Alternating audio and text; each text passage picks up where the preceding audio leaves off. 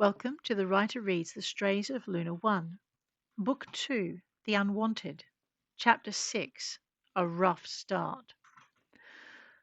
I thought we'd be transported in the pods, Oliver mentioned an hour later. He stilled as Mr. Carnelian shot a hard glance toward him. Beside him, Lewis tensed. We have a fast transport booked for another cargo, the broker informed them. Pods won't fit. You'll have to handle the flight, but your connection is already in transit and will transfer you to something more conventional at Gertak Shard. Oliver frowned, trying to attach some significance to the name. Mr. Carnelian caught his expression and smiled.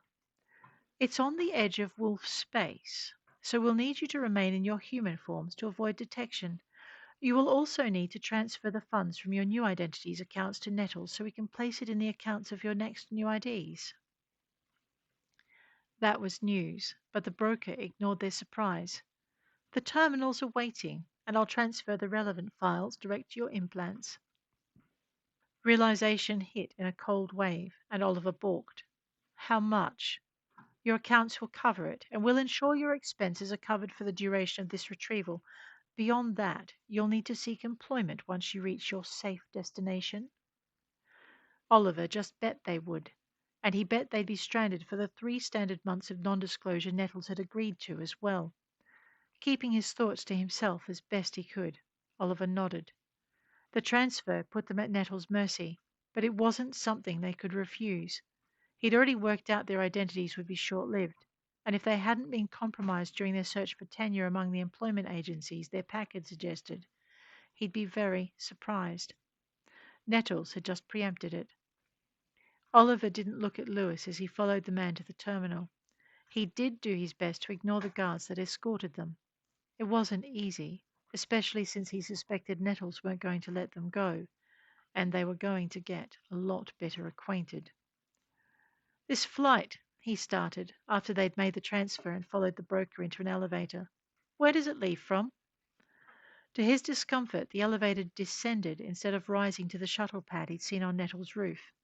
Lewis shifted uneasily beside him, and the guards tensed. Stand down, Oliver told his beater. We've got an errand to run. Lewis cocked his head. I'm just hoping we get to run it, he sent back, and Oliver sensed his wolf laying back his ears. Before he could reply, the elevator came to a halt and the doors slid open to reveal a small sealed room overlooking a cavern. Oh, hell no, Lewis murmured, but he stepped out of the elevator beside Oliver and stayed with him as they followed Carnelian to the reinforced plasglass surrounding the observation deck. A miniature airfield bustled with life below them. As they watched, a small needle-shaped craft was towed onto the tarmac and maneuvered to line up with one of the tunnels opening out from the cavern.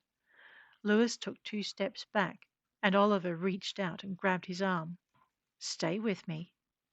His beater shot him a worried look, but complied, and Oliver kept a wary eye on the guards surrounding them. Mr. Carnelian ignored them, his eyes watching the small craft's progress with proprietorial pride. Oliver allowed him a moment and then gently cleared his throat. How are we going to fit? He asked, dreading the answer. Mr. Carnelian gave him a sideways glance and headed for the plasglass encased stairs at one end of the platform. I have to admit it will be tight, the broker admitted, and Oliver's heart sank. And, he prodded, there is an inherent risk if we fail to get the dosage right. Now Oliver was glad he'd kept a hold of Lewis's arm because he felt like bolting too. Instead, he asked, How long will we be out? Carnelian shrugged.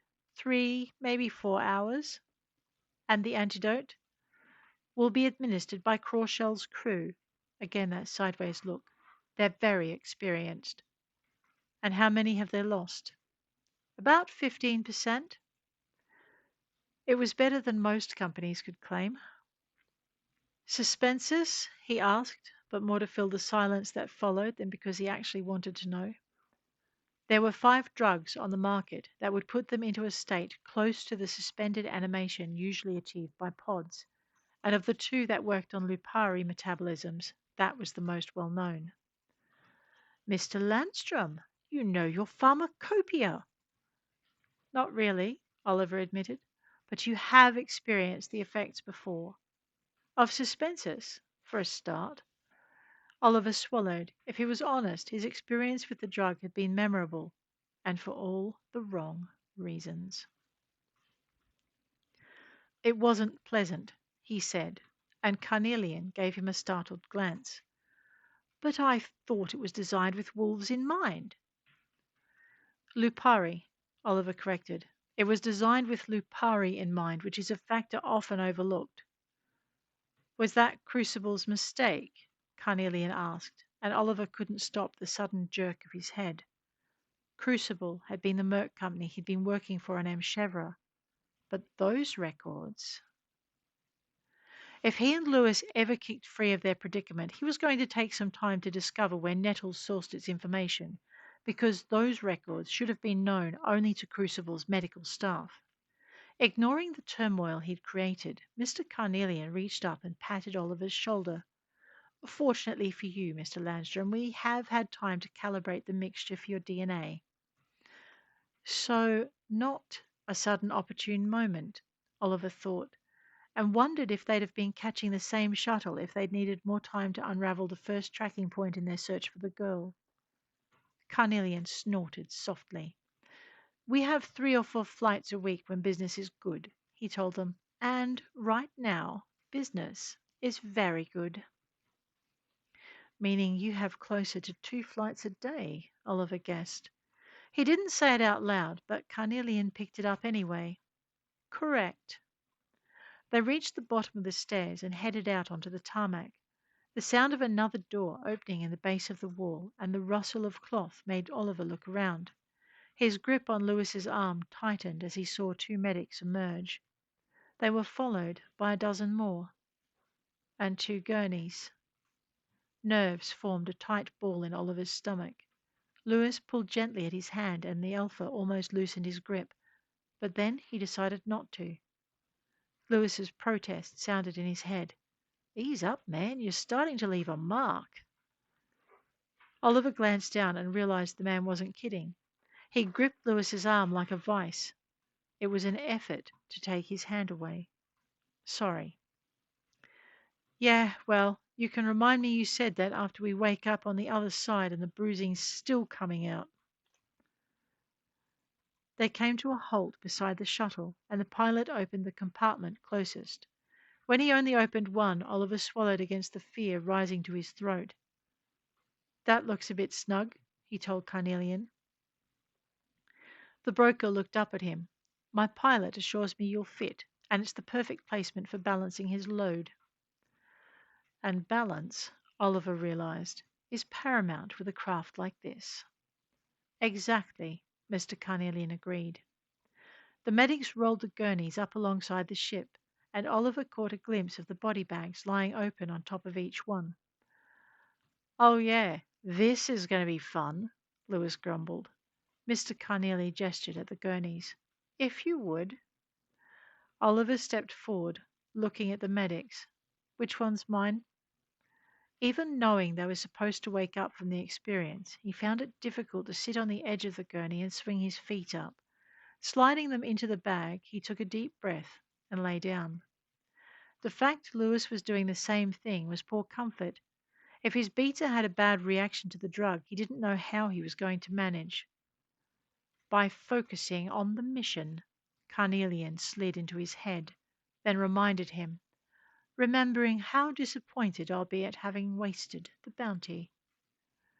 There really was no response for that. Oliver closed his eyes, flinching slightly as deft gloved hands opened his shirt collar and other hands pinned his wrists and ankles. Even with that warning, the auto-injector's sudden hiss came as a shock. His body jerked in a reflex he couldn't pin down, and he felt the icy heat of the drug leap into his system. A second hiss and a second flare of heated cold made him realize they'd opened his shirt to expose his front. It also made him remember where the 6 key points they introduced the suspensors to, and that the next one was. Lewis yelped, and Oliver guessed no one had thought to talk his beta through the process. Not that there was anything either of them could do. By the time the 3rd shot was due, the first shot had muddled the synapses enough they couldn't move anyway. He was just glad they'd been bitten by a lupari. This way, they stood a better chance of a fast recovery. They might even avoid some of the after effects he'd suffered when Crucible had misjudged their dosage. Werewolves were not the same as lupari. They were distantly related, yes, but their eons apart on Earth had made them genomically divergent. It was an important difference. Oliver wondered if this latest batch of suspenses had taken that into account. It was the last thought he had for quite a while. Waking up was everything Oliver had dreaded. Worse, because Lewis was screaming. That propelled him upright, or it would have if he hadn't been tied down. Easy, mate. Your friend's going to be okay. The face that swam into view above him frowned. Or he will be by the time Trudeau's done with him. Trudeau. Oliver tried to lift his head as far as the collar would allow, only to be stopped by a finger placed in the centre of his forehead. Just stay still. You're through the worst of it, but not all.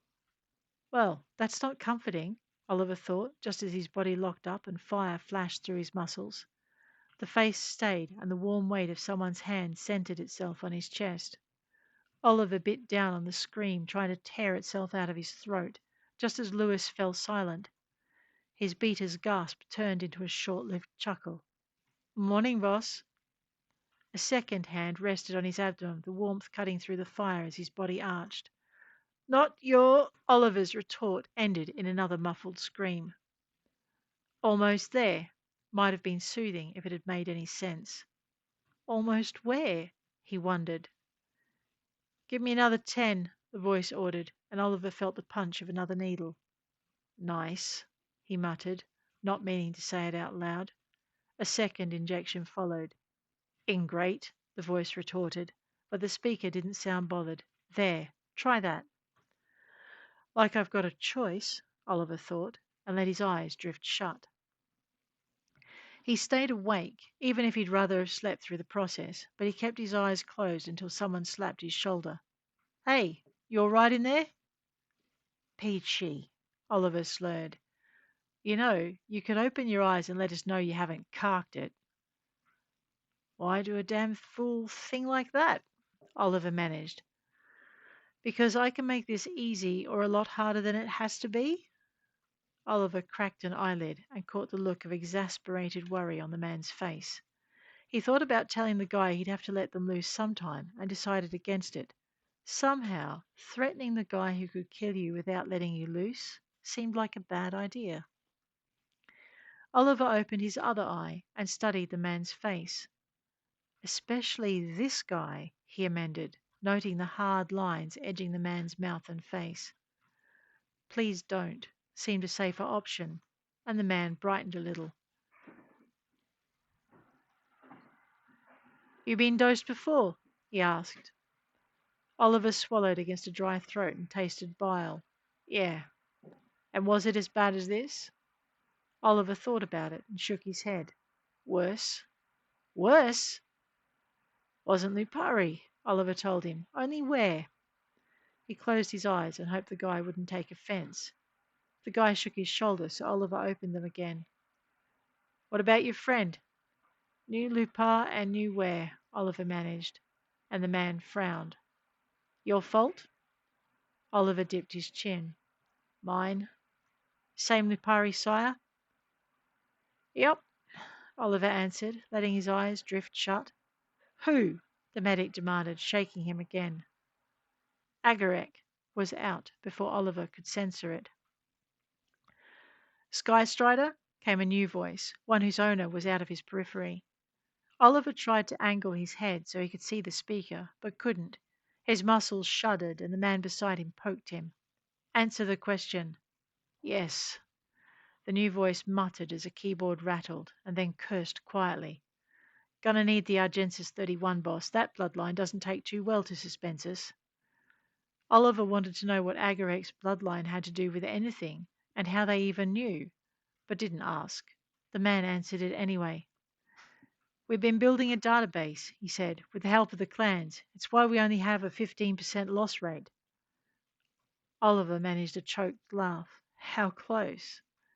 Too damned close, the man snapped, his face stern. Now we know what we need. We'll have the pair of you on your feet in time to make the transfer. Concern flashed through Oliver and he struggled to sit up. Lewis, he grunted as he was slammed back down. He'll be fine now. Told me that the next shot was larger than the last and slid home, startling a gasp out of him. There, the man patted his chest. Now get some sleep. Do I get a choice? Oliver wondered as he fell back into the dark.